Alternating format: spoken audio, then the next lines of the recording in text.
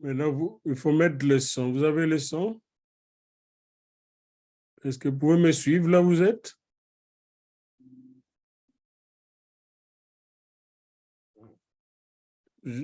Est-ce que vous me suivez? Le son passe? Yes. Bonjour. Bonjour.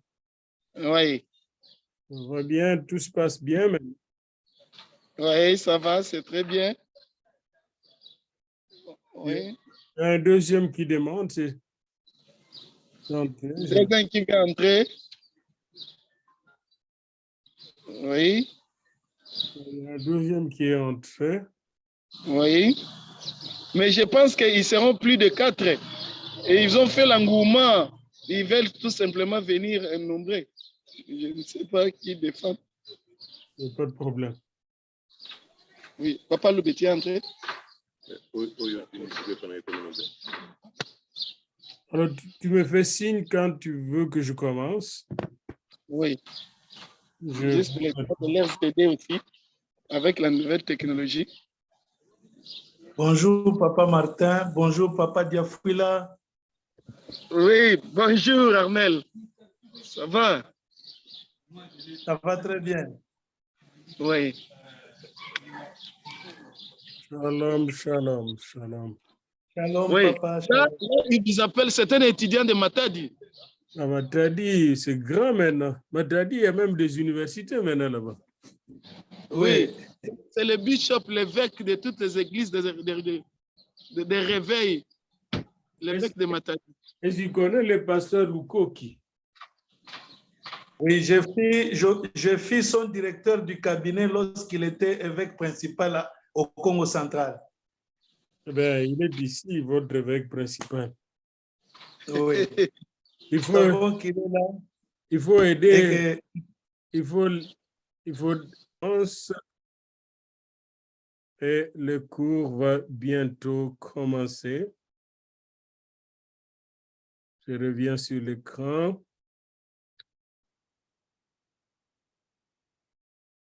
Voilà, ce cours de counseling professionnel va vous rappeler beaucoup de choses que vous faites déjà.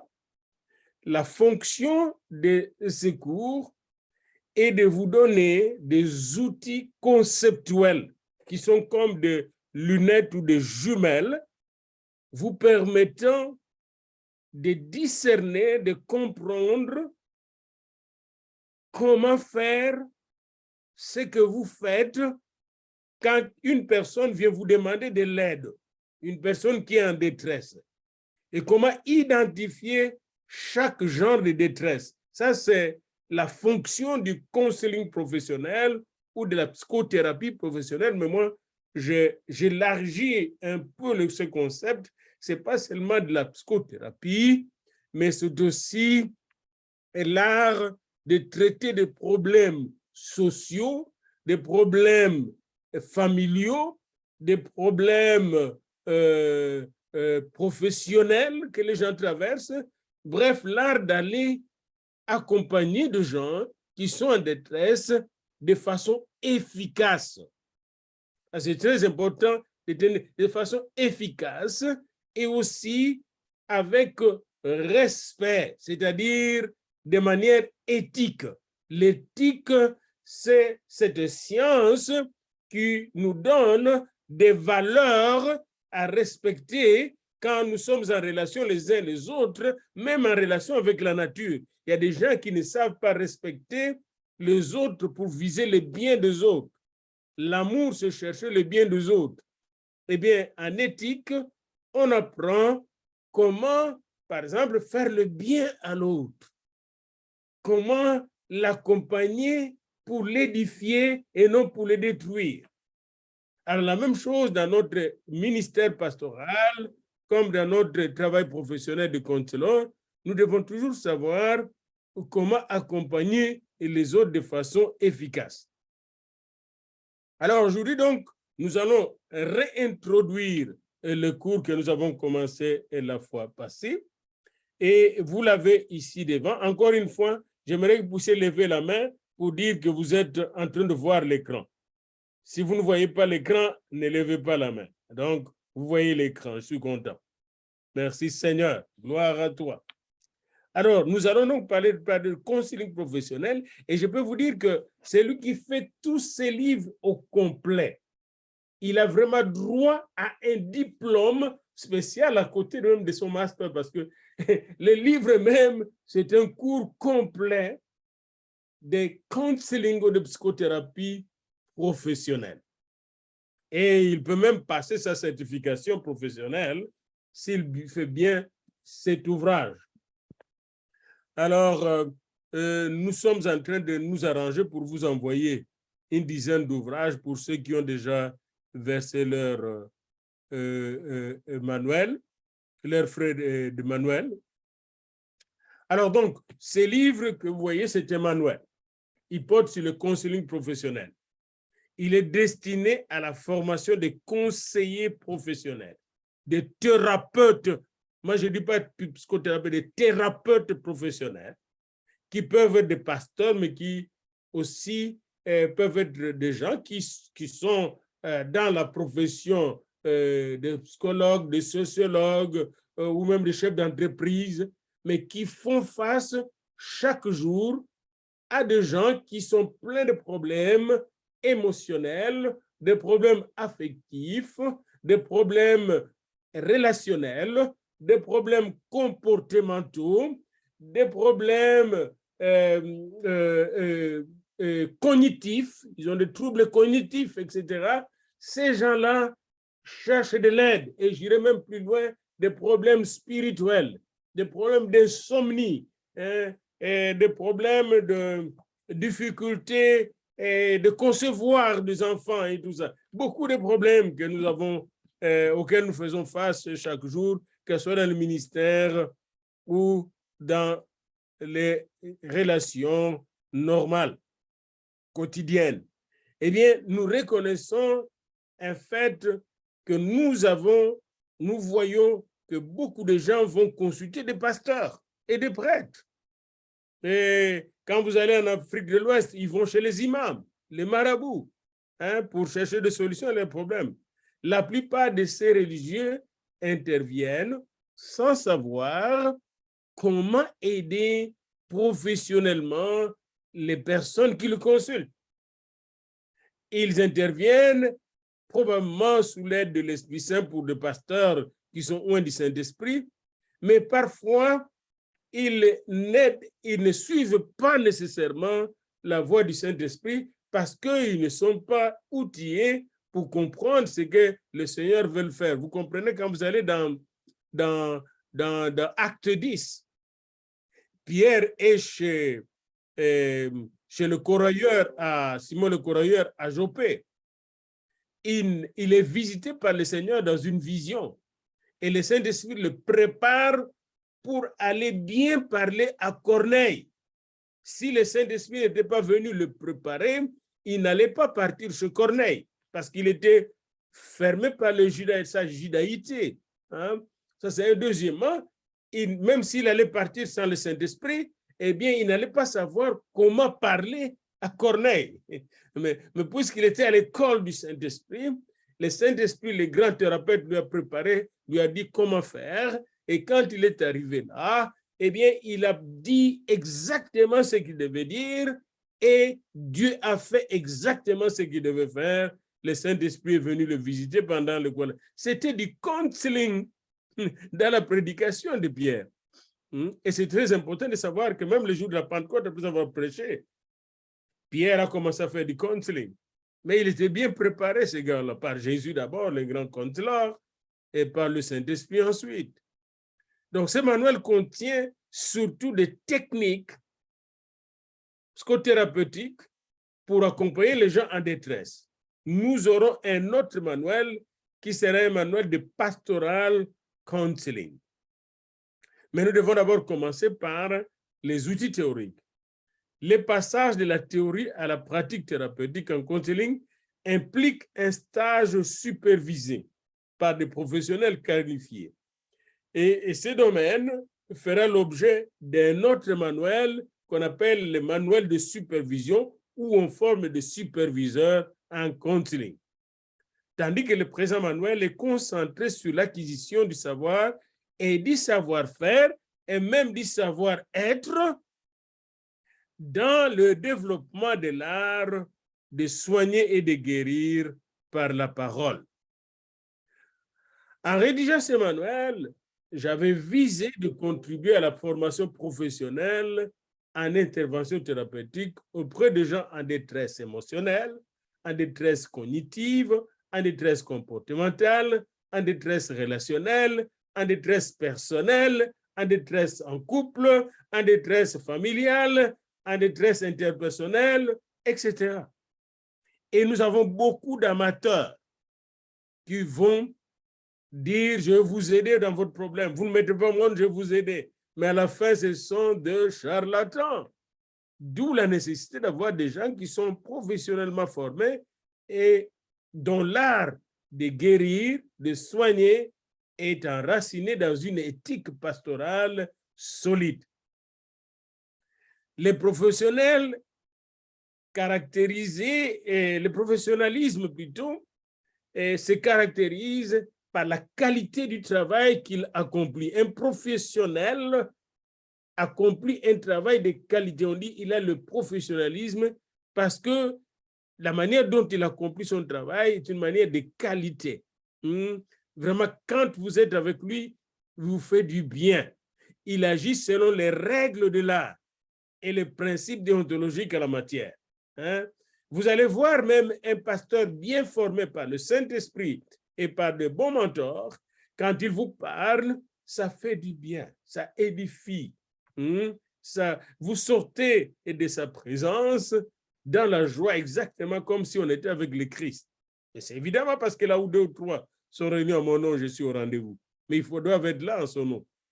Alors, les interventions professionnelles peuvent devenir nuisibles. Quand quelqu'un qui vous soigne ou qui soigne la personne est imbu de lui-même, il ne tient pas compte des risques que court la personne. Chaque parole que vous prononcez peut faire sortir la vie ou la mort. Et vous connaissez ce proverbe qui dit « la vie ou la mort se trouve au pouvoir de la langue ». Contrairement aux professionnels en counseling, un amateur charlatan, il manque de compétences, il manque de qualifications, il n'a même pas l'onction. Puis il fait n'importe quoi et dit n'importe quoi. C'est comme une femme qui est allée se faire aider en Côte d'Ivoire chez un pasteur parce qu'elle ne mettait pas au monde. Le pasteur, au lieu de l'aider, a commencé à s'accoupler avec la femme. La femme a fini par se faire engrosser par ce pasteur. Et là, ils sont allés dans une émission de télévision pour débattre du problème avec le mari qui ne mettait pas au monde. Et là, c'était les querelles. Le pasteur dit, mais toi, tu ne mettais pas au monde. Je t'ai aidé à mettre au monde. Puis, c'était la foire. C'était la foire. C'est une émission, ce sont des émissions qu'on fait en Côte d'Ivoire, là, que je regarde de temps en temps. Non, le professionnel en counseling, il ne va pas aider de cette manière-là. Savez-vous que même les psychologues du monde avaient l'habitude d'aider des femmes comme ça, de cette manière. Mais ça, ce n'est pas la manière de Dieu. Ce n'est pas comme ça qu'on a aidé Sarah à mettre au monde, ni la mère de Samuel, celle qui est devenue la mère de Samuel, Anna. Ce n'est pas comme ça qu'on l'a aidé à mettre au monde d'abord Samuel, puis ses 6 autres enfants. Les thérapeutes professionnels possèdent donc des outils de compréhension et ce sont ces outils de compréhension de la détresse, du problème de la personne que nous allons voir avec vous. Nous verrons des outils émotionnels, les outils affectifs plutôt, des outils cognitifs, les outils comportementaux, les outils relationnels, les outils personnels, les outils pour comprendre les problèmes de famille, les outils pour comprendre les problèmes économiques des gens, etc. Les outils pour comprendre les relations des gens et les accompagner. Ce sont des outils conceptuels, techniques que nous allons voir. Et vous allez voir que ces outils-là, vous pouvez aller les retrouver dans la Bible. Mais les psychologues, les théoriciens le font, même les athées comme ça. Les conseils professionnels en thérapie de la parole est un étudiant perpétuel. Après sa maîtrise ou son doctorat en counseling, les thérapeutes continuent de développer ces techniques. Et regardez même les apôtres, ils ont continué à développer leur leur art de communiquer la parole. Ça ne s'est pas arrêté. Ils avaient toujours des visions, ils avaient des temps ensemble, ils avaient la formation ensemble. Et Antioche, Jérusalem, Éphèse, Smyrne, et Pergame, vous pouvez citer toutes ces écoles, Corinthe, étaient des écoles, des grandes écoles. C'est pourquoi, d'ailleurs, dans les 7 lettres, quand vous lisez les 7 lettres de l'Apocalypse, Jésus-Christ continue à la formation à travers les 7 lettres de l'Église. Allez les enseigner. Soulignez les mots enseigner. Regardez dans votre concordance et voyez combien de fois le mot enseigner revient dans les 4 évangiles. Jésus était un excellent enseignant. Alors, cela nous dit que, le Verset m'a dit que nous devons nous faire enseigner. Au Canada, ici, il n'y a aucun qui peut faire le counseling, même la pastorale, s'il n'est pas certifié pour faire ce travail. C'est pourquoi il y a beaucoup de pasteurs ici, des dénominations indépendantes, qui n'ont pas du tout les certificats pour marier, parce qu'ils ne sont pas qualifiés.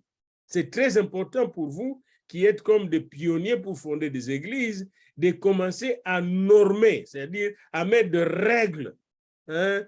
Ne deviens pas pasteur n'importe qui, ne deviens pas prophète n'importe qui. Il faut avoir des critères clairs et précis et tester la personne, parce que la Bible nous dit dans 1 Jean 4, discerner les esprits pour savoir s'ils sont de Dieu. Alors c'est très important sur le plan professionnel de discerner quelqu'un s'il est qualifié, quelqu'un qui n'est pas charpentier. Il ne peut pas faire de charpente, quelqu'un qui n'est pas menuisier. Il ne peut pas faire de bons meubles. Quelqu'un qui n'est pas un thérapeute ne peut pas suivre les gens et les amener à la guérison. Alors, c'est pourquoi nous voulons envisager avec vous ensemble la possibilité, quand je serai là, de créer une association professionnelle de counseling et de thérapie, de thérapeutes, pour que cela soit normé et puisse être surveillé par ceux qui seront déjà des spécialistes dans le domaine. Car le professionnel en counseling psychothérapeutique est un homme conscient, une femme consciente de l'influence de ses paroles, de sa culture, de la vision du monde des gens, de tout ce qui se passe de la politique sur les gens qui le consultent. Il est conscient de cela. Il connaît bien la culture comme Jésus connaissait la culture juive. Quand Jésus parlait, il connaissait la culture dans laquelle il parlait et comment aller chercher les gens qui étaient dans cette culture et qui étaient pleins de problèmes.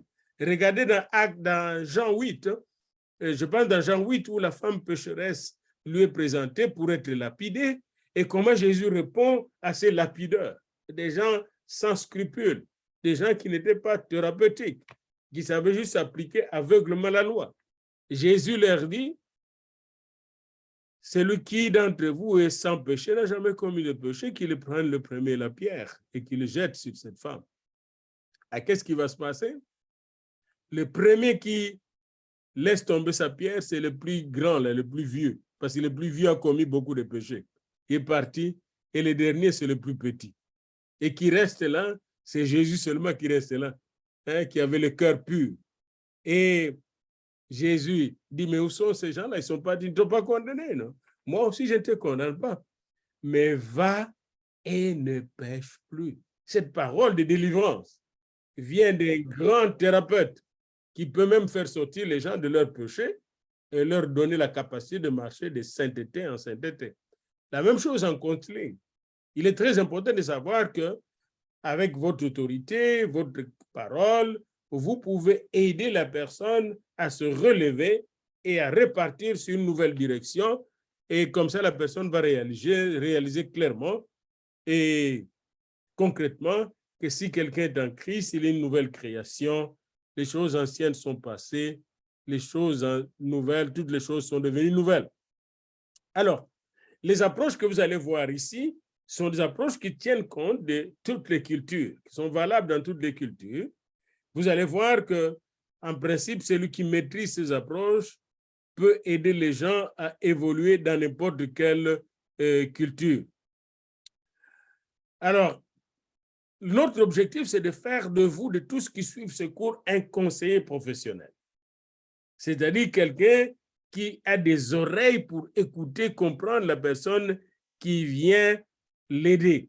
Il y a même des parties de cours que nous donnons pour les conseillers professionnels en orientation, pour orienter les gens. Savez-vous qu'il y a beaucoup de gens qui ont besoin d'être orientés, même dans le ministère, orientés professionnellement. Il y a des gens qui me consultent, même à l'église, pour savoir qu'est-ce que je dois faire dans la vie.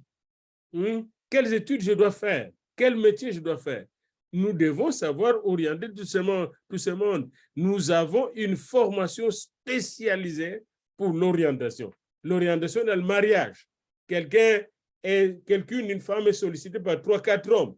Quel homme je dois accepter? Tout ça, ça relève de l'orientation et nous donnons des formations dans ces domaines aussi. Les conseillers professionnels peuvent aussi enfin exercer la fonction de superviseur.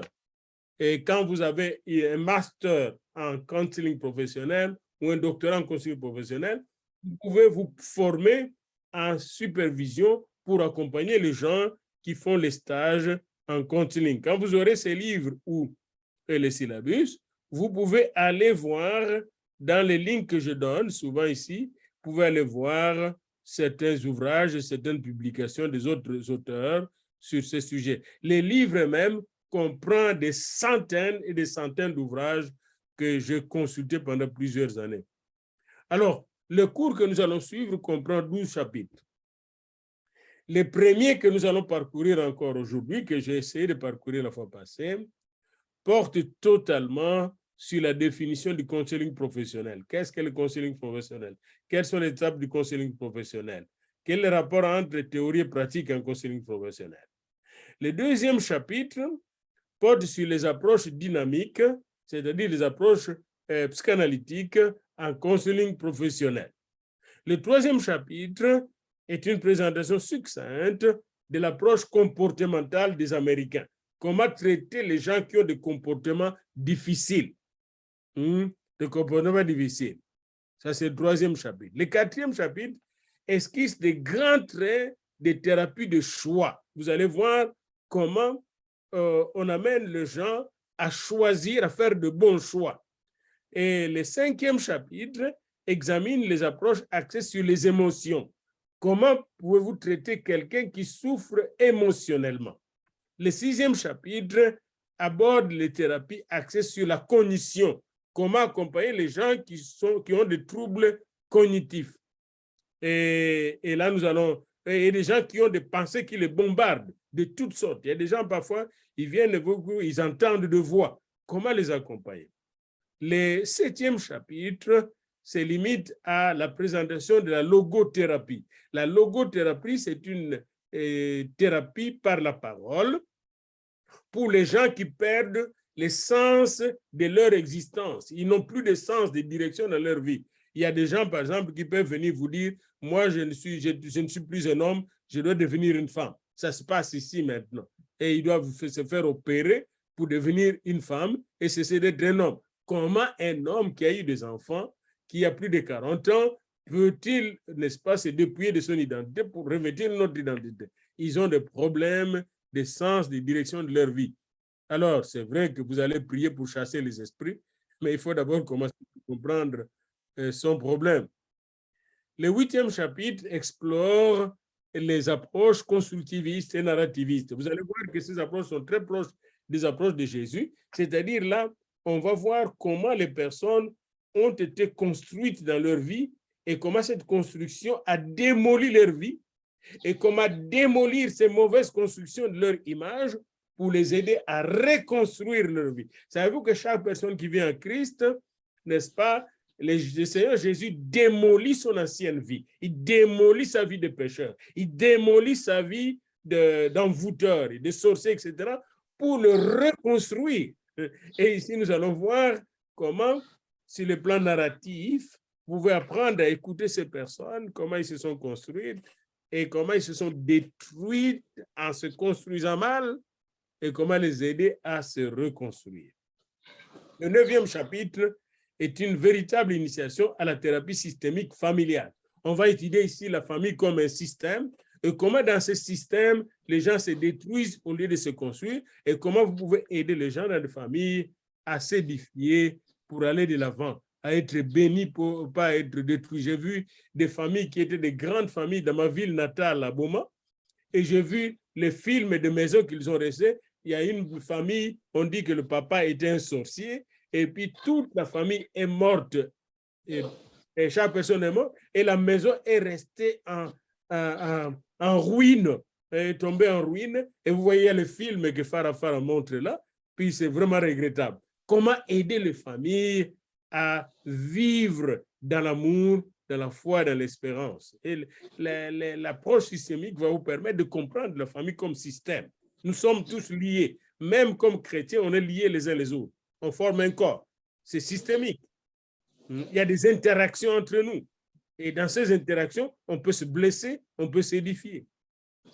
Le 10e chapitre étudie l'usage du génogramme. Nous allons voir le génogramme, c'est-à-dire on va construire, par exemple, chacun de vous va faire son génogramme, c'est-à-dire depuis son 3e ou 4e ancêtre, il va voir comment il est né, comme quand vous avez Abraham, mais vous avez remonté au père d'Abraham, puis au grand-père d'Abraham, puis vous descendez après Abraham, Isaac, après Isaac, Jacob, Ésaü, et après cela, vous descendez jusqu'en bas, jusqu'au patriarche le 12, puis vous descendez encore jusqu'en bas.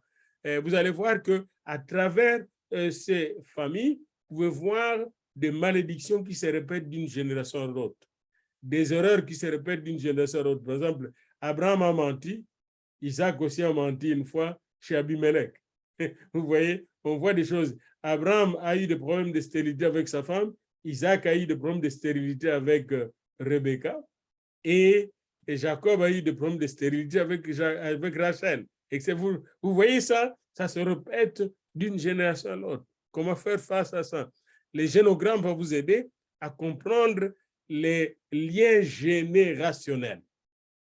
Le 11e chapitre est une présentation succincte de l'analyse transactionnelle, c'est-à-dire des transactions qui sont entre nous. Il y a des gens qui se comportent en parents, tout le temps en parents, ils veulent dominer partout. Il y a des gens qui se comportent en enfants, tout le temps ils sont enfants. Il y a des gens qui se comportent en adultes. Alors, nous allons étudier ça, comment vous êtes à la fois un adulte, un parent, un enfant, et comment se font les transactions entre nous, même entre vous-même et vous-même. Ça, c'est le 11e chapitre. Et au 12e et dernier chapitre, nous allons faire la synthèse de toutes ces méthodes, et surtout, nous allons nous concentrer sur la méthode éclectique, celle qui combine toutes les méthodes pour répondre à des besoins très complexes des gens en détresse. Alors, vous avez ici les chapitres que nous allons parcourir. Aujourd'hui, nous allons regarder ce chapitre-là. Vous avez le 2e chapitre, vous avez le 3e chapitre. Le manuel est bien écrit, chapitre par chapitre. On vous donne les pages principales et vous pouvez continuer votre travail jusqu'à la conclusion. Mais commencez par le 1er chapitre. Alors aujourd'hui, nous allons commencer par le 1er chapitre, introduction, le counseling ou counseling. Ça peut s'écrire avec un L ou 2 L sans faute. Que vous mettez 2 L ou un L, pas de faute. Définition, les étapes de counseling, théorie et thérapie en counseling. Nous allons voir cela rapidement ensemble. Les counseling, comme je disais, les mots s'écrivent avec L, un seul L ou 2 L, pas de faute. Et ces deux formes sont correctes. Et comment définir techniquement les counseling? Comment le définir techniquement? Et j'ai pu regarder plusieurs ouvrages, mais le meilleur que je regarde depuis plusieurs années, c'est ce livre qui s'intitule « The Professional Counselor », le conseiller professionnel ou le thérapeute professionnel, écrit par Harold Hackney et Sherry Cormier. Et là, j'ai vu que ce livre qui comprend une préface, 12 chapitres, 2 appendices, 10 pages de références bibliographiques et un index de noms, est un livre très riche pour comprendre le counseling. Et ce livre est en anglais. Et moi, je vous encourage beaucoup, pour ceux qui n'ont pas la maîtrise de l'anglais, de s'initier à cette langue et de pousser vos enfants à maîtriser cette langue. Toute la première section de notre chapitre d'aujourd'hui porte sur la définition et le contexte de la pratique thérapeutique qu'on appelle le counseling. Et la seconde section présente les phases, les stages de counseling, les étapes. La troisième section porte sur le processus pour établir le rapport et la relation de travail entre le conseiller et les clients. La quatrième section est consacrée à l'évaluation des problèmes du client. La cinquième section au développement des objectifs de counseling. La sixième au choix des stratégies et à la sélection des interventions. La septième aux interventions effectives. Après ces 7 sections viennent le chapitre portant sur les différents types d'interventions que nous verrons ensemble. Ceci dit, je donne quelques exemples et je vous en ai donné déjà. Je vous donne un exemple de gens qui nous ont consultés ici au Canada. Julius, c'est un nom imaginaire. À 19 ans, il était un Afro-Canadien. Il vient voir un conseiller parce qu'il se sent découragé et abattu après la rupture avec sa petite fille, ses petites amies. Il y a des gens ici qui se suicident après la rupture avec la petite amie, les jeunes gens de 16 ans, 17 ans. Et comment l'aider? Billy, un Canadien caucasien, qui vient voir un conseiller, un pasteur, parce qu'il n'arrive plus à dormir depuis la mort tragique de sa mère. Comment l'aider? Marie et Karim vivent ensemble en couple depuis 10 ans et réalisent qu'ils ne communiquent plus. Et puis Marie pense qu'elle a fait une erreur de se marier avec Karim qui est très colérique. Commence à penser à se séparer. René vient voir un conseiller parce qu'elle n'est pas très sûre que le jeune homme qui lui demande un mariage est l'homme qu'il faut. Comment l'accompagner? Et je peux connaître comme ça, quelqu'un vient vous dire, moi je ne dors pas, je vois mon parent qui vient, mon oncle paterne qui vient chaque fois dans mes rêves et il veut me manger. Peut-être c'est un sorcier. Comment l'aider? Voilà des cas de counseling. Eh bien, au lieu de passer directement, souvent l'habitude, on va chercher des solutions directement. Non, aujourd'hui, je ne veux pas que nous puissions aller directement vers les solutions. Qu'est-ce que le counseling d'abord? Nous devons savoir d'abord qu'est-ce que le counseling. Alors voilà, c'est le traitement des problèmes personnels ou professionnels, intrapersonnels ou interpersonnels, de nature émotionnelle ou cognitive ou comportementale ou relationnelle ou individuelle ou familiale. Ces problèmes peuvent être structurels ou systémiques ou relationnels. Mais le traitement de ces problèmes par la parole et non par le médicament, c'est ce qu'on appelle le counseling professionnel. Des problèmes personnels, des problèmes intrapersonnels peuvent comprendre la conception de soi-même, les complexes d'infériorité, la peur des autres, la timidité, la colère, les expériences traumatisantes, les déceptions, les frustrations, les échecs, les deuils, les injustices. Vous connaissez le problème de la mère de Samuel avant de mettre au monde dans 1 Samuel 1. Il s'est présenté à Siloé et là, les prophètes et juges qui étaient là ne comprenaient même pas son problème. Les enfants du prophète, les sacrificateurs là, étaient loin de comprendre son problème. Mais Dieu a compris son problème parce que Dieu, c'est le super thérapeute. Les problèmes interpersonnels et relationnels se posent dans la vie de mère de Samuel. Sa rivale se moquait d'elle. Son mari s'occupait bien d'elle, mais il est allé chercher sa rivale, Elkana. Alors, tous ces problèmes, elle portait ça sur elle.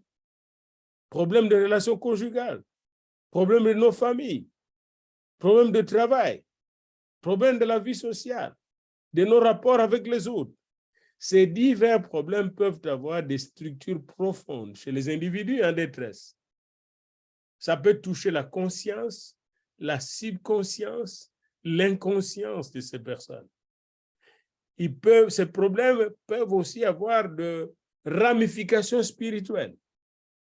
Ces problèmes peuvent venir des systèmes organisationnels de famille, des sociétés auxquelles s'identifient ces personnes. Les conseillers utilisent alors les thérapies d'inspiration psychanalytique, des approches systémiques pour démonter les structures profondes de la personne en détresse et l'accompagner efficacement. Les problèmes personnels et interpersonnels de la vie peuvent être traités de plusieurs manières. Les êtres humains n'ont pas attendu le développement du contenu pour commencer à traiter leurs problèmes. Non. Une maman qui voyait sa fille en détresse, une voisine qui voyait sa voisine en détresse, un papa qui voyait notre papa en détresse, ils s'entraidaient. Mais cet entretien-là, informel, n'est pas du counseling professionnel. Entendons-nous bien là-dessus. À travers le counseling de personnes en détresse, c'est confié à un professionnel qui respecte ces personnes-là et qui surtout se met à l'écoute. Soulignez ça, l'écoute. C'est très important de savoir que l'écoute professionnelle est très, très importante. Nous apprendrons cela, l'art d'écouter. Le counseling, c'est l'application des principes de la santé mentale, psychologique, spirituelle, du développement humain à travers des stratégies d'intervention effectives, cognitives, affectives, cognitives, systémiques, visant le bien-être, la croissance personnelle, le développement de la personne ou de sa carrière, voire l'amélioration de sa santé mentale, de sa vie spirituelle, de son ministère, etc. Par exemple, je vous donne le cas d'une personne, un grand pasteur, je ne citerai pas son nom, qui est tombé dans l'adultère. Vous connaissez un grand pasteur, il est tombé dans l'adultère. Eh bien, on l'a pris en counseling professionnel. On l'a aidé à rebâtir sa vie, à se séparer de cette vie de péché. Et on a pu le récupérer. Un autre pasteur est tombé dans l'homosexualité. Il avait besoin de counseling personnel parce qu'il croyait qu'il était né comme ça. Mais en l'accompagnant, avec des prières, mais en même temps avec des techniques de traitement efficaces, on a pu le sauver de cette détresse. Alors, c'est important de savoir que le counseling utilise des stratégies pour aider la personne afin que la personne puisse sortir de ses détresses et continuer sa croissance personnelle et sociale. Cette définition embrasse à la fois les problèmes considérés normaux ainsi que ceux ayant des traits de développement personnel. Par exemple, c'est normal qu'un enfant ait des crises d'adolescence. C'est normal qu'un vieillard soit fatigué et ne puisse pas donner le même rendement qu'un jeune. Un vieux pasteur de 80 ans n'aura pas la même énergie qu'un pasteur de 40 ans. Tenant compte donc de la complexité des détresses humaines, un seul conseiller peut ne pas être à la hauteur de la tâche, d'où l'importance d'avoir un cabinet de conseillers professionnels. Parce qu'il y a des conseillers qui seront beaucoup plus spécialisés en problèmes affectifs, émotionnels, d'autres conseillers seront plus spécialisés en problèmes comportementaux, etc. Donc, quand on est en équipe, c'est comme les dons spirituels. Chacun va exercer dans son domaine efficacement pour aider l'autre. Le counseling implique donc ce partage professionnel. Encore une fois, avant de terminer cette introduction, j'insiste, le counseling implique l'écoute empathique. Ça veut dire quoi? Quand quelqu'un écoute la personne en souffrance, il écoute exactement quand Jésus écoutait la femme samaritaine. Comme Jésus écoutait la femme pécheresse dans Jean 8, la femme samaritaine dans Jean 4. Ou comme Jésus écoutait Nicodème dans Jean 3, avec empathie. C'est-à-dire avec participation à sa souffrance, à sa détresse, à ses inquiétudes, à ses manques, à ses désirs. On entre dans le cœur de l'autre. Et c'est ce qui nous manque souvent même en pastoral. L'empathie est une capacité divine, je dirais, capacité spirituelle d'entendre l'autre dans sa souffrance, dans ses peines, comme la mère de Samuel dans 1 Samuel 1. Quand elle se rend à Siloé avec son mari ne comprend pas son problème. Elle dit, mais je te donne tout. Mais ça ne suffit pas. Sa rivale avec ses enfants se moque d'elle. Elle va à l'autel de Dieu prier à Siloé, au tabernacle. Et là, les grands prêtres, sacrificateurs et prophètes ne comprennent absolument rien. Élie. Les enfants d'Élie sont occupés à d'autres choses.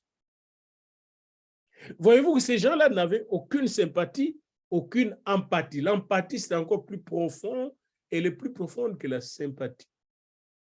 Quelqu'un qui sympathise avec vous va dire, j'ai pitié de vous, etc. Mais Jésus avait compassion de la foule. Vous avez ça dans Matthieu, je pense, au chapitre 9. On peut regarder ça ensemble pour illustrer un peu ce que je veux dire par empathie. Dans Matthieu au chapitre 9, il y a Jésus-Christ qui regarde la foule. Et il regarde la foule avec empathie. Regardez le verset 35 de Matthieu 9. Jésus parcourait toutes les villes et les villages, enseignant dans les synagogues, prêchant la bonne nouvelle du royaume et guérissant toute maladie et toute infirmité. Voyant la foule, il fut ému de compassion. Voilà le mot. Il fut ému de compassion.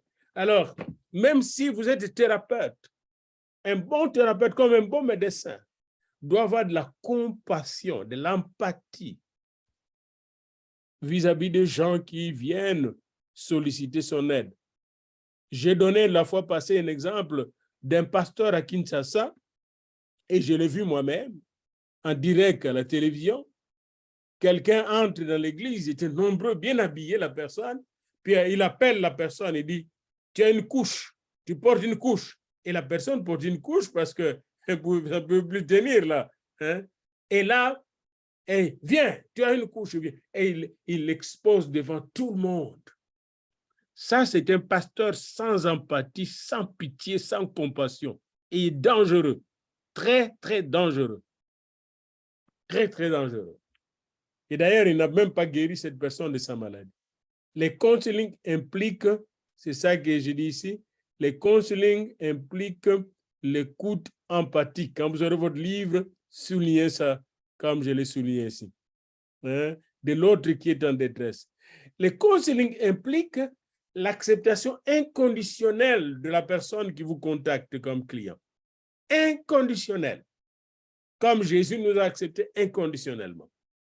Les counseling impliquent non seulement l'empathie, non seulement l'acceptation inconditionnelle, implique aussi la confidentialité et le respect de la vie privée.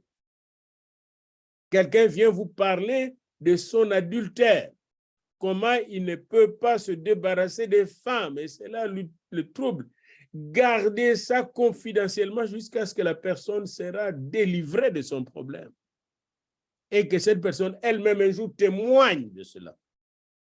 Je vous donne un exemple d'une femme qui était adultère en 1981, qui était mariée à un grand homme qui travaillait dans de hautes sphères de la République, est venue chez nous à l'ISTK, en Binza, derrière l'école supérieure militaire.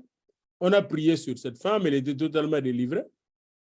Puis elle est allée directement raconter à son mari, qui n'était pas encore sauvé, qu'elle était en adultère, qu'elle vient d'être adultère, qu'elle vient d'être délivrée. Mais ce gars-là lui-même vivait dans l'adultère. Qu'est-ce qu'il décide?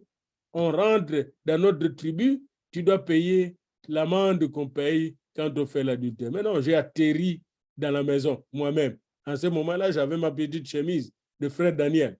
J'ai atterri dans la maison le jour suivant. J'ai dit au grand homme là, qui avait des difficultés à me regarder malgré sa grandeur. Et moi, j'avais ma petitesse, mais dans le Seigneur, j'étais grand. Je lui ai dit, si tu n'as jamais commis d'adultère, dis ça maintenant, ici, devant ta femme. Alors, si tu as déjà commis l'adultère, pardonne ta femme et recommencez-vous dès la vie. Je vais prier pour vous. Et ils sont repartis dans un bon couple. Je connais le frère qui a supervisé ce couple-là. Il est encore vivant. Il a une bonne paroisse à l'église à Kinshasa. Un jour, quand je serai là, je vous le montrerai. Puis on donnera le témoignage de cette situation-là. Alors, donc, en counseling, il faut de l'empathie. Il faut accepter les gens inconditionnellement. Il faut respecter la confidentialité. Il faut aussi respecter la liberté de l'autre. Celui qui vient vous consulter, même qui vient chercher le Christ, est libre. Il vient volontairement. En counseling, il faut savoir dire, ce domaine, si je ne le connais pas. C'est l'art de reconnaître ses limites, parce que c'est une science très pratique et très pointue. Non, ce problème-là, je pense que c'est le pasteur Martin qui peut mieux le faire que moi. On se donne des responsabilités. Chaque intervenant en counseling professionnel doit être conscient de ce qu'il dit, de ce qu'il fait, de ce qu'il suppose que les autres gens observent dans sa vie. Il faut être conscient. Nous devons être conscients que les gens nous regardent, que les gens nous observent, que tout ce que nous faisons, n'est-ce pas, pourra être rapporté à la société. Chaque intervenant en counseling professionnel doit savoir quel type de structure il a besoin dans une relation thérapeutique. Par exemple, avoir un lieu qui respecte la confidentialité, qui respecte, n'est-ce pas, l'intimité est très important. Alors, n'oubliez pas, je reviens toujours, l'écoute attentive, enracinée dans les théories solides pour comprendre le problème de la personne est très importante. L'écoute attentive, mais enracinée dans des théories qui vous permettent de bien comprendre le problème. Chaque intervenant en counseling professionnel doit être conscient de préjugés culturels. Par exemple, quand Jésus a rencontré la femme samaritaine dans Jean 4, il y avait le préjugé. Les Samaritains ne parlent pas avec le Juif. Parce que le Juif considérait les Samaritains comme des perdus et les Samaritains considéraient les Juifs comme des perdus. Et cela continue jusqu'à présent. Donc, le counselor doit savoir ce préjugé culturel. Vous êtes un Luba et vous abordez un Congo ou un Ngala. Mais vous devez savoir le préjugé, comme nous, les Noirs, et puis vous abordez un Blanc. Alors, chaque intervenant en counseling professionnel doit être conscient des préjugés culturels auxquels fait face les clients qui le consultent. Une femme qui te dit, depuis que je ne mets pas au monde, je suis la risée de ma femme, belle famille. Ben, il faut comprendre cela pour l'accompagner. Alors maintenant, quelles sont les étapes que vous devez suivre en counseling? Voilà les étapes de counseling. Première étape, très protocolaire, c'est le premier contact avec la personne. La personne vous arrive, il prend contact et d'habitude, en counseling professionnel, il remplit même une fiche. Et la personne va donner son consentement pour être accompagné à travers votre bureau, à travers votre clinique ou à travers votre équipe. La deuxième étape consiste à établir une relation de travail, une relation thérapeutique. La relation que vous allez établir avec la personne, une femme ou un homme, n'est pas une relation sexuelle, n'est pas une relation de famille, n'est pas une... Non, c'est une relation de travail thérapeutique, une relation d'aide. Elle commence d'ailleurs de la première rencontre. Et cette relation est très importante. Durant l'établissement de cette relation, vous devez bien définir pourquoi vous êtes ensemble. Au début de cette alliance, les clients peuvent poser toutes les questions concernant la manière dont vous accompagnez les gens. Au moins, si je chasse les démons, au moins, il faut lui dire.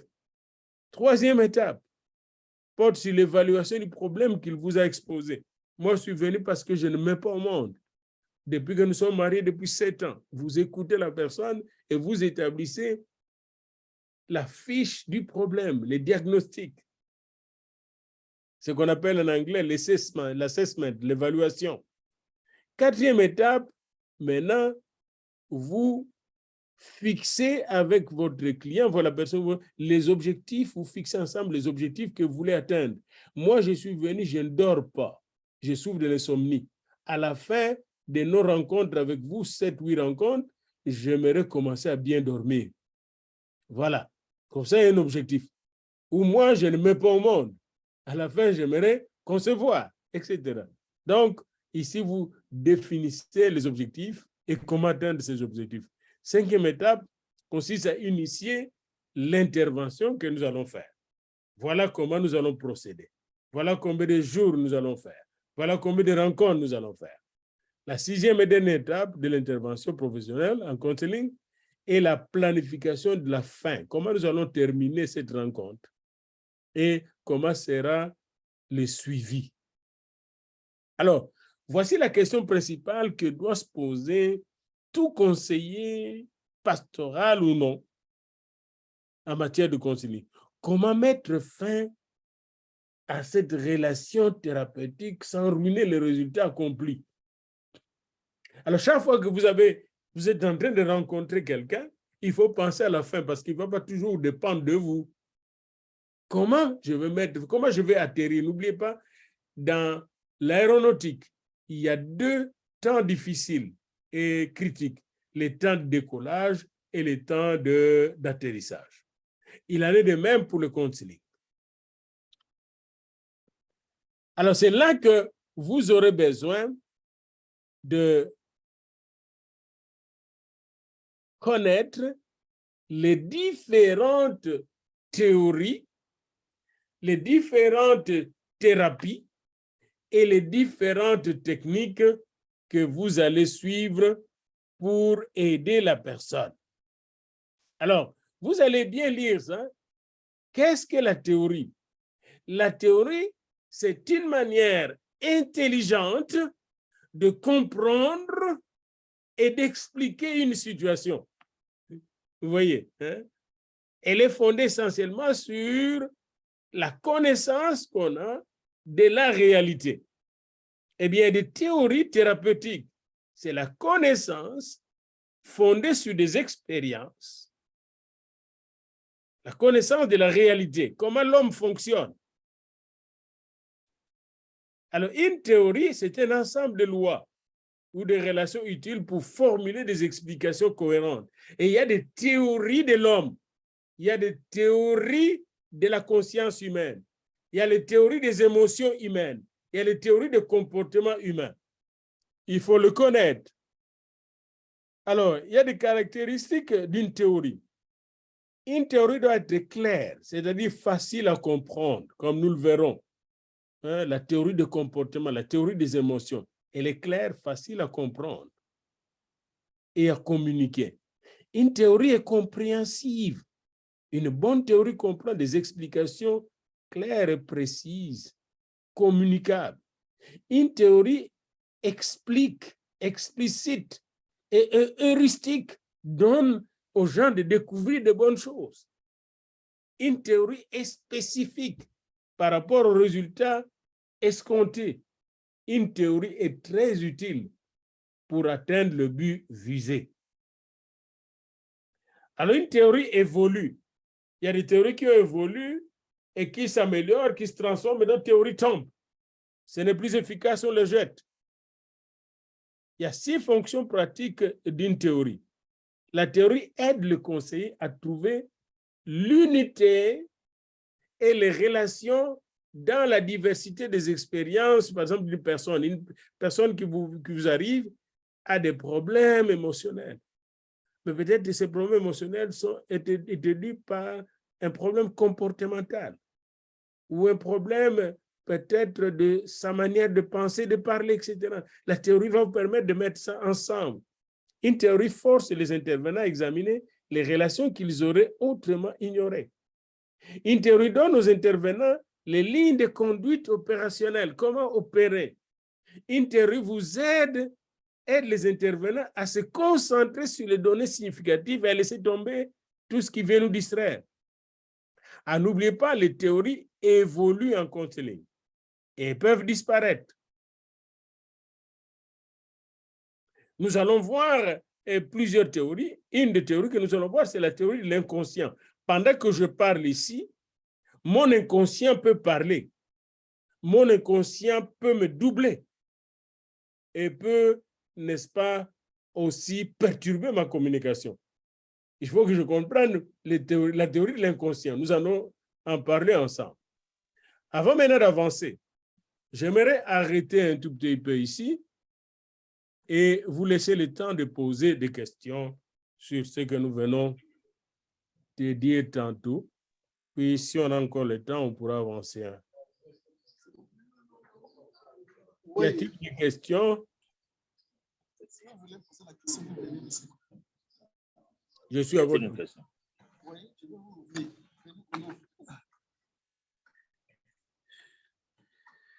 Si vous avez des questions, s'il vous plaît, profitez-en parce que... Ça va, je vais...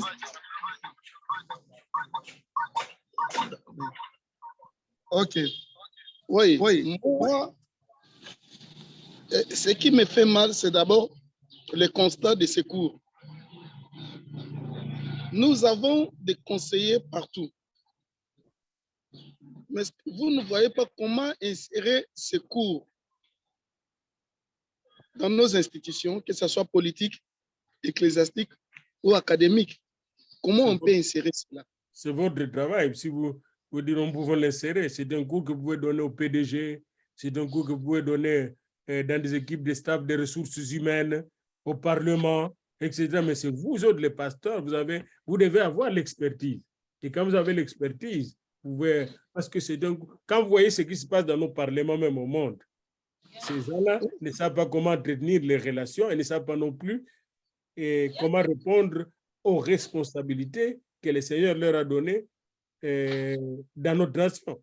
Mais c'est à vous autres qui êtes responsables de la vie spirituelle des gens, de la vie morale des gens, d'avoir la capacité de les aider, de les accompagner professionnellement.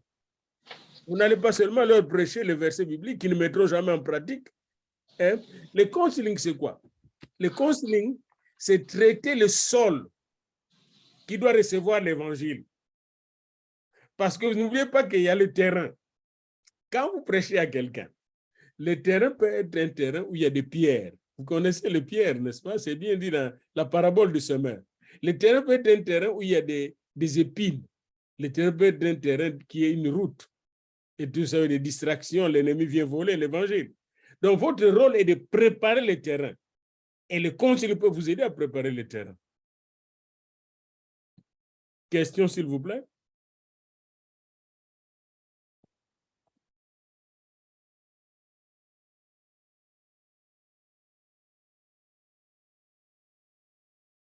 Ouvrez votre micro. Démutez-vous. Vous êtes muté. Ouvrez votre micro. Le pasteur en vert blanc. Oui, ça va. Voilà. Dernièrement, j'avais suivi à la télévision le pape à Rome a résisté pour venir rendre visite aux chrétiens catholiques au Congo. Mais il a dit son âge ne lui permet pas de se déplacer et il propose même de démissionner.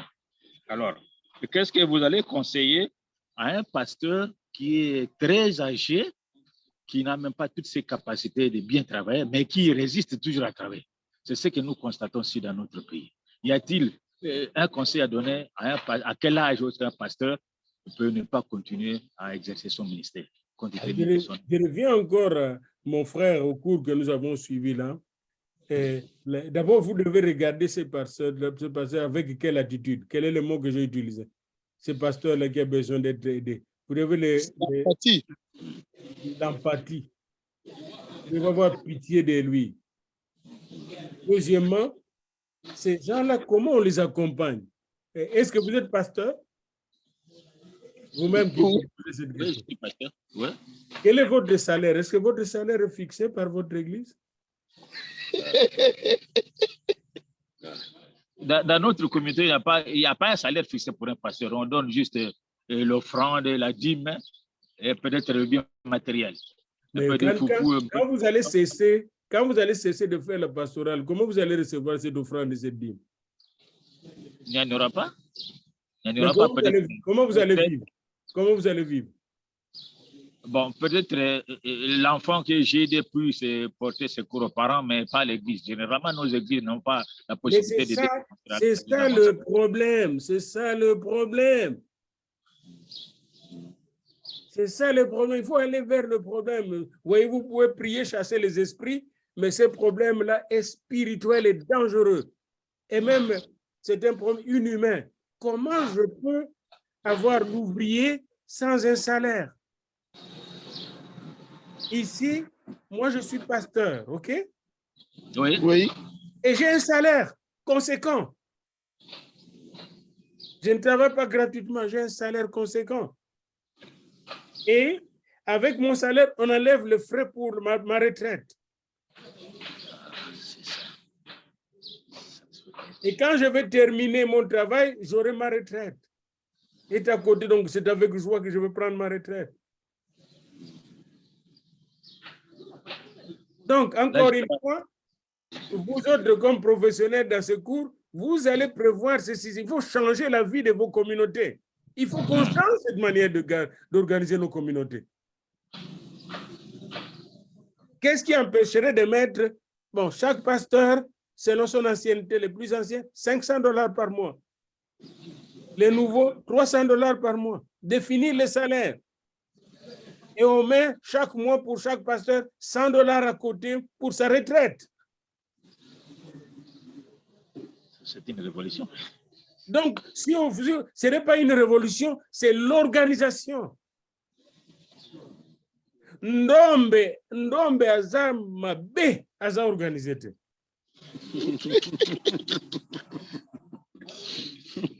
Tu vas voir là-bas la SAP, mais ils ne pensent pas ces choses-là, comment organiser les choses.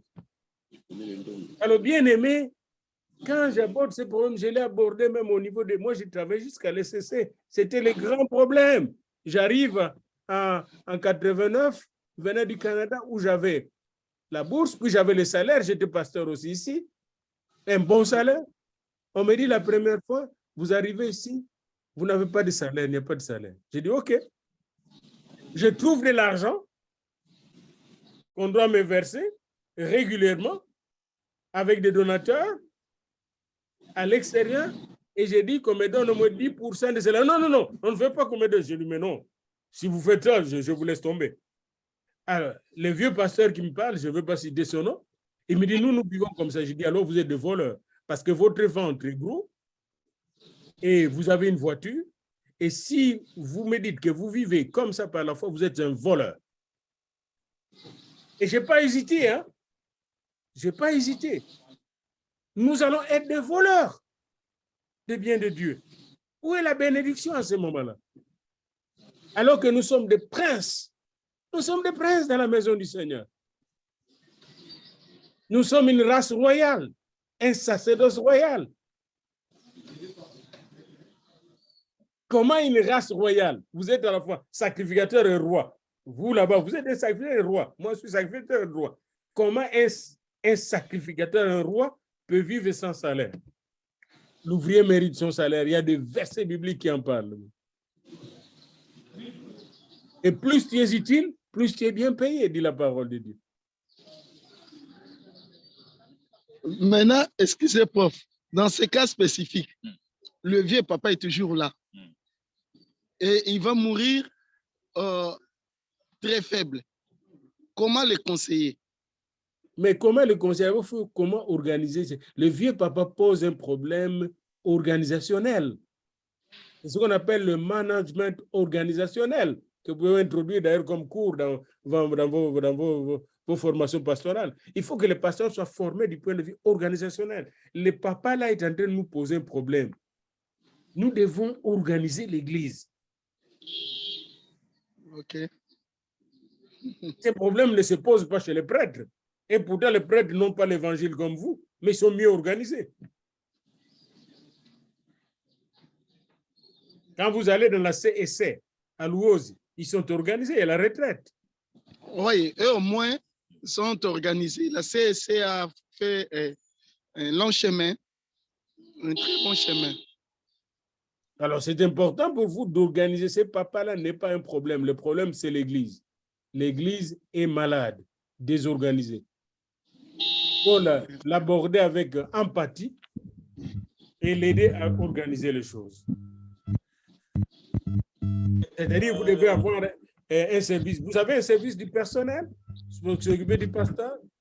Un pasteur ou deux pasteurs doivent être bien préparés en management organisationnel, en ressources humaines, en diaconie pour le soin des serviteurs de Dieu, leur salaire. C'est toute une diaconie.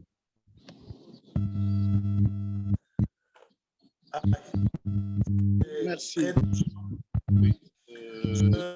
Moi, je pense que, en fait, moi, ma préoccupation va pratiquement dans, je dirais, sur la même longueur d'onde que le pasteur Aloubé. En fait, moi, je vous connais depuis 1982. Je ne peux pas rappeler l'histoire ici. Et je reconnais que vous êtes un monsieur bien connu et bien introduit dans le milieu évangélique dans notre pays. Ce concept que vous nous enseignez aujourd'hui est un concept nouveau pour moi. Les counseling, on l'a toujours fait. Mais déjà, rien qu'avec l'introduction, je me rends compte que pendant longtemps, on a fonctionné comme amateur. Je l'avoue, sincèrement. Mais pourquoi n'avez-vous pas initié, je dirais, dans vos rapports avec les dirigeants évangéliques ou académiques de notre pays, ces cours? Pourquoi? Parce que on est passé par des instituts bibliques où pratiquement ce cours n'existe pas. Il n'est pas donné. Le pasteur vous a posé la question d'un pasteur qui est vieux et qui s'en va, ou soit qui ne veut pas s'en aller. Pourquoi? Parce qu'il n'y a pas une organisation qui lui assure son avenir. Moi, je vais être beaucoup plus pratique. Je crois que c'est un cas que vous connaissez.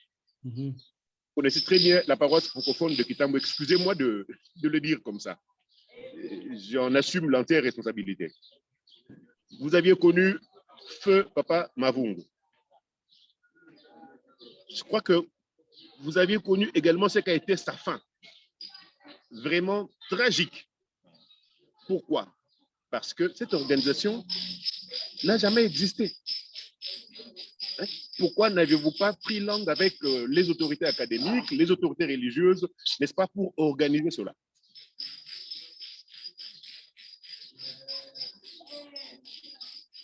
Votre question est très pertinente. Elle est très pertinente. Merci beaucoup, prof. Et je me rappelle encore quand un grand-papa que je connais, je n'aime pas citer parce que nous enregistrons ici, il prenait sa retraite. Et j'étais assis avec lui. Et je lui demandais, parce que moi, j'ai eu la grâce d'être envoyé par l'Église au Canada. Moi, on m'a envoyé au Canada. Et c'est d'ici que mes yeux étaient ouverts sur le plan de management organisationnel. Savez-vous que je fais ici un master en psychothérapie?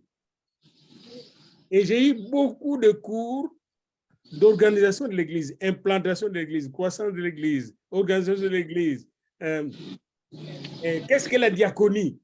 Vous voyez, la diaconie que vous avez là n'est pas une diaconie développementale. Quand vous allez dans la diaconie en Allemagne, la diaconie est développementale, c'est-à-dire les écoles, les hôpitaux, les restaurants de l'Église, les hôtels de l'Église produisent les argent comme les restaurants de l'extérieur. Quand vous allez en Suède, une bonne partie de la ville de Suède pendant longtemps appartenait à la SMF, ma communauté en Suède. C'est-à-dire les grands hôtels, les meilleurs hôtels de Stockholm appartenaient à l'Église. L'Église avait investi. Par conséquent, l'Église avait assuré les salaires de missionnaires et de pasteurs au travail et des ouvriers de l'Église, parce qu'il y a aussi des laïcs qui travaillent, avait assuré à travers ces investissements. Il n'y a pas seulement les macabous, mais avec les macabous, vous faites des investissements dans votre société qui vont rapporter à l'Église, pas à un individu, mais à l'Église. Par exemple, si vous avez un hôtel de l'église, si vous avez une usine de l'église, etc. Parce qu'il faut aussi des débouchés, hein, de moyens d'investissement. Alors ça, c'est des investisseurs dans l'église qui ont à cœur l'église, de vrais, comme un peu Barnabas, c'est lui qui a vendu sa propriété, puis il a tout, donné tout l'argent au pied de quoi là, pas des Ananias. Il y a trop d'Ananias et de Saphira. Nous avons besoin de gens, ici il y en a, dans notre société ici. Alors, là aussi, j'ai vu, quand j'étais au Congo, je dois vous confesser que j'ai eu des gens qui nous accompagnaient, qui nous donnaient même leurs avions pour aller faire le ministère. Nous avons des gens très généreux là-bas. Comment utiliser cette générosité pour investir dans l'œuvre de Dieu afin d'assurer la vie des hommes et des femmes de Dieu? Alors, ça, c'est une réflexion que nous devons mener maintenant parce que l'ancien temps, c'est passé, c'est fini, mon frère. Les questions peuvent être pertinentes, mais le passé devient notre université. Nous devons être des diplômés du passé pour faire de bonnes choses aujourd'hui. Je pense que votre génération, et avec nous autres, nous avons la grâce d'avoir le jeune qui arrive. Nous devons investir sur le jeune qui arrive. Comme je vois mon jeune qui est là, qui regarde avec les tricots bleus là, je pense que lui a moins de 40 ans. Il regarde derrière, mais c'est celui-là. Oui. Il est à côté de vous. Hein? Oui. Et des gens qui ont moins de 40 ans, nous devons investir en eux et commencer à les organiser. Oui, oui, oui. Aucune église. Quand vous allez en Corée du Sud, toutes les paroisses sont presque au-delà de 20 000 membres. Toutes les paroisses en Corée du Sud, baptistes ou pentecôtistes. Et chaque paroisse a une clinique, a des écoles, a une petite université, a des hôtels. J'étais logé, véhiculé là-bas. Puis un jour, quand on allait au culte, en Corée du Sud, en 1994, moi et ma femme, on nous a mis dans différentes voitures. J'ai dit, mais mettons-nous ensemble. Non, non, non. Comme homme de Dieu, chacun dans sa voiture. Ils étaient capables de le faire parce que les églises sont bénies. N'oubliez pas que l'église devait être l'institution la plus bénie de la terre. Amen. Vous voyez? Et le grand problème, c'est que nous devons savoir comment organiser l'église comme une usine de bénédiction de Dieu. Vous voyez? Et c'est très important. C'est là que, et je ne pense pas seulement le cours de counseling, mais le cours de church management, la gestion de l'église.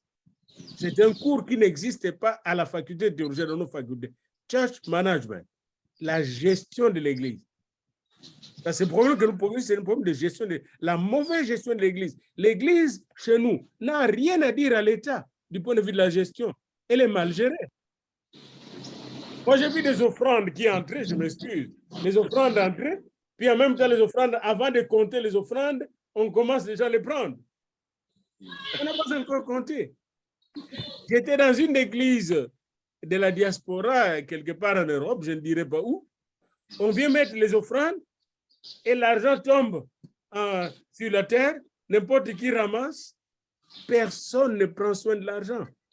Savez-vous qu'ici, je ne peux pas trouver quelque part, quelqu'un chante, puis on veut lui jeter l'argent comme ça. Mais non, parce que chaque chanteur, chaque conférencier, son salaire est fixé à la minute. Quand je veux parler dans une église, c'est $150 l'heure. Et c'est fixé. Je vous parle comme ça. Est-ce que vous avez fixé un salaire pour me payer? Non. La même chose dans nos paroisses. Alors, les jeunes gens, nous devons leur apprendre le church management, la gestion de l'église. Et church management est lié à church leadership. Parce que sans la vision stratégique qui vient de Dieu, ou bien le management, la gestion. La plupart de vieux papas dont vous parlez là, ils étaient sans vision. Est-ce que vous aussi, vous êtes sans vision? Si vous êtes sans vision, nous sommes perdus. Et je pense que des visionnaires comme le pasteur Martin ont créé ces écoles parce qu'ils veulent faire mieux. Ils veulent faire mieux, puis à tout seigneur, tout honneur.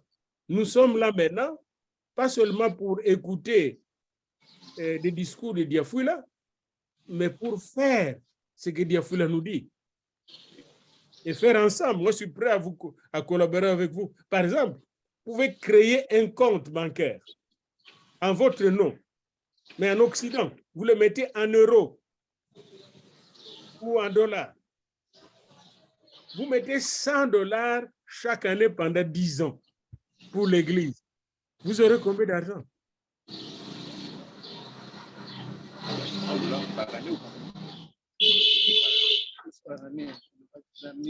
$1,200 chaque année fois 10 ans, c'est déjà 12 000. Vous voyez? Mais vous allez voir beaucoup d'églises là-bas, ils n'ont pas d'argent à la banque.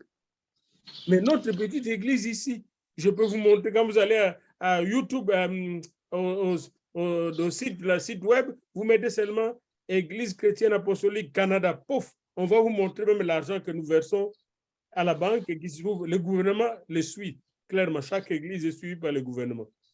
Et on va vous montrer même mon salaire. Tout est là. Vous voyez, c'est deux mondes différents. Chez vous, c'est rationnel.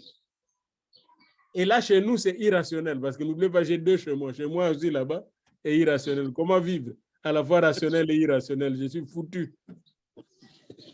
Je suis vraiment perdu. Malheur à moi. Ah, qui a dit? Mawaming.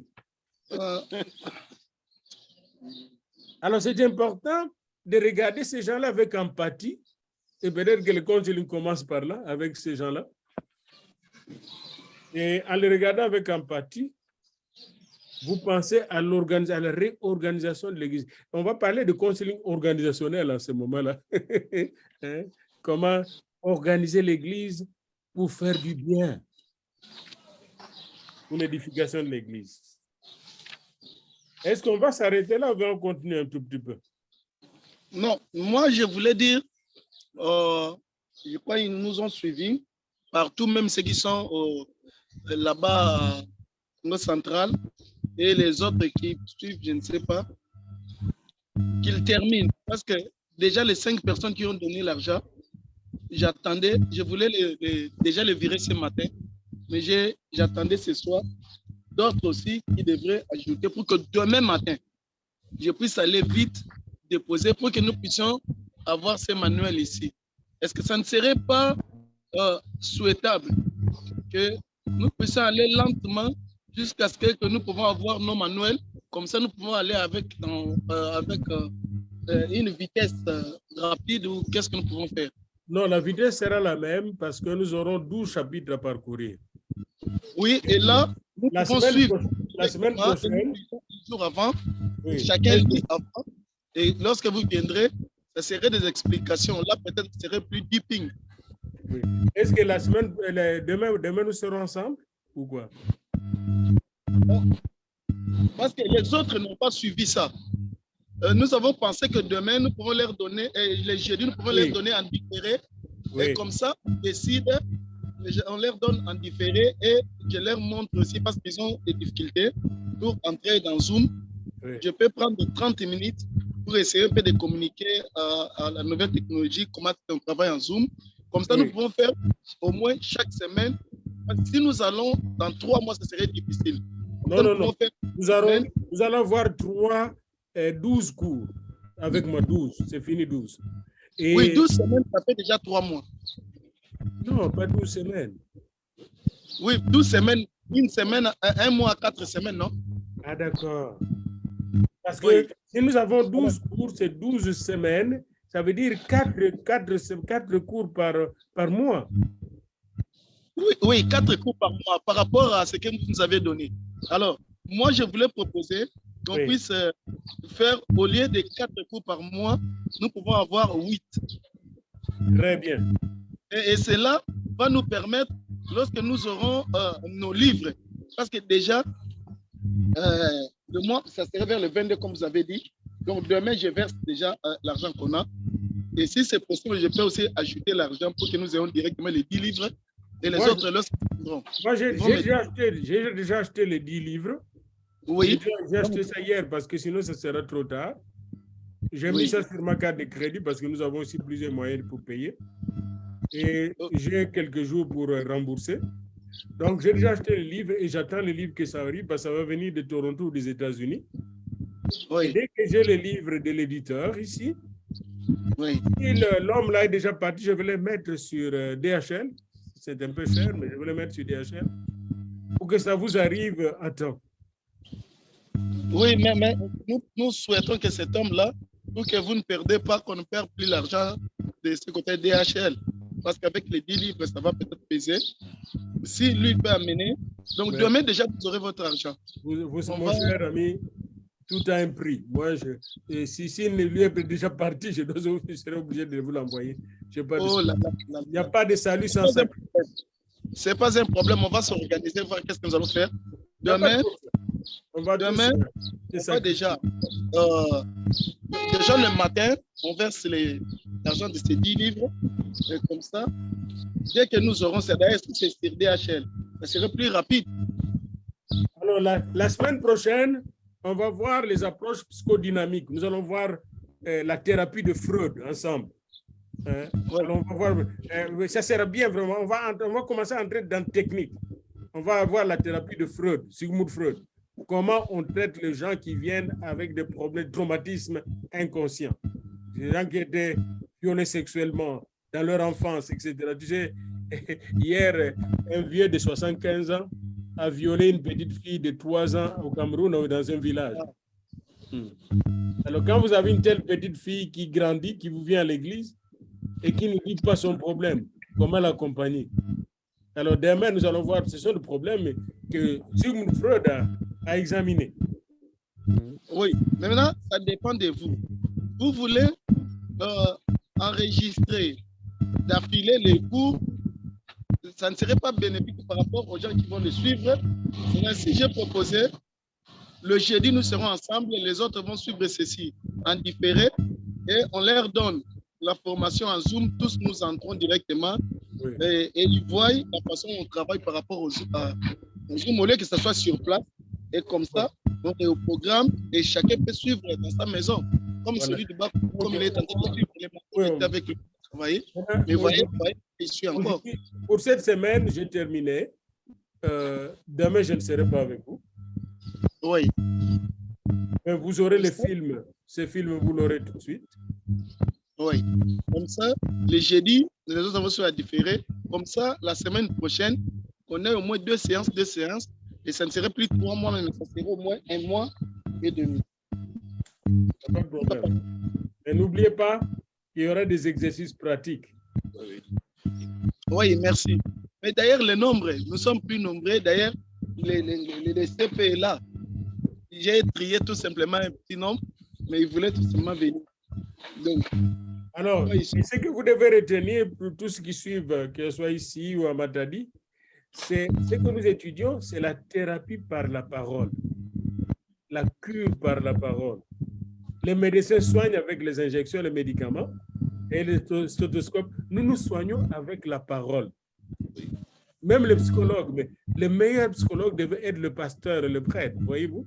Nous soignons avec... Comment faire de notre parole une parole curative, une parole thérapeutique, une parole qui touche les émotions des gens et les soigne quand ils sont affectés émotionnellement, qui touche leurs affects quand ils sont affectés effectivement, qui touche leur comportement et change leur comportement positivement, qui touche leur cognitivité quand leurs cognitions, leurs idées sont croches et les mettre sur le bon chemin, qui touchent leur personne et leur personnalité s'épanouit au lieu d'être étouffée, une parole qui touche leur couple et qui transforme leur couple. C'est un peu ça en résumé. Et nous étudions les différentes méthodes et techniques pour que notre parole soigne. Mais pour que cette parole soigne bien, il faut que nos oreilles puissent bien écouter la voix de leur détresse et de leur souffrance, pour que l'esprit qui est en nous discerne comment les aider. Vous voyez, vous avez l'oreille qui écoute, Et même quand vous écoutez, vous devez écouter même ce qui n'est pas dit, les non-dits, les non-verbales. Vous avez parlé du papa là qui est vieux et qui reste à l'église, puis qui chancelle, qui ne parvient plus à prêcher, qui attend le jour de la mort, mais qui ne peut pas quitter le ministère. Comment vous le regardez? Comment vous l'accompagnez? Alors vous, comme thérapeute, pasteur thérapeute que nous voulons passer thérapeute, votre compréhension doit être plus large, plus profonde, plus, je dirais, plus divine, plus compatissante. Moi, j'ai rencontré des gens dans ma vie qui m'ont compris, qui m'ont accompagné. Je donne le cas de l'évêque Bokele Yale. Il m'a compris, il m'a accompagné. Et plus qu'un papa pour moi, il était plus qu'un ami pour moi. Oui. Les gens ne le connaissent pas, mais peut-être parmi les pasteurs qu'on a eu dans l'église du Christ au Congo, ça c'est un des meilleurs. Accompagné des centaines et des centaines de jeunes gens. Et qui orienté les a aidés. Est-ce qu'à mon tour, je peux le faire? Qu'est-ce que je fais pour pasteur Bambou là? Qu'est-ce que je fais? Est-ce que je vraiment l'aide? C'est ma question que je pose moi-même. C'est sur ces mots que nous allons clôturer aujourd'hui. J'aimerais que le pasteur qui est en bleu puisse prier pour terminer notre cassette. Seigneur, nous voulons te dire merci pour ton amour et ton bonté. Le temps que nous avions passé ensemble, maintenant des choses merveilleuses. Et connais les désirs de nos cœurs. Accorde-nous cette grâce d'aller encore de l'avant dans cette connaissance. Oui, Seigneur, nous avons besoin d'être enseignés. Nous avons besoin d'être informés dans la connaissance. Manifeste-toi et que ton esprit nous conduise pendant tout ce temps. Au nom du Seigneur Jésus-Christ. Amen. Amen. Merci beaucoup. Merci.